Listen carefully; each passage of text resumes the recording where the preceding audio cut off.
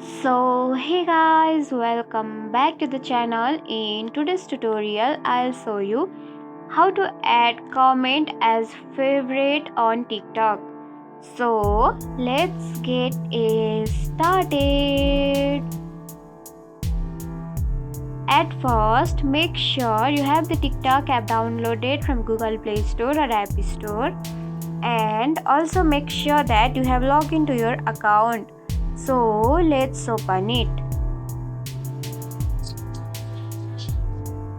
Now see, this is the home page of a TikTok account, and you should have to tap on comment box, which is available on the right side of your screen like this.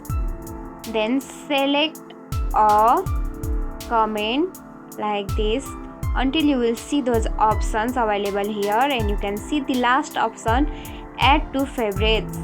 So tap on it. Now see, your comments has been successfully added as favorite. And that's it. If you found this tutorial helpful, don't forget to like, comment, share, subscribe, and also hit the bell icon for more easy tutorials. I'll see you in the next video.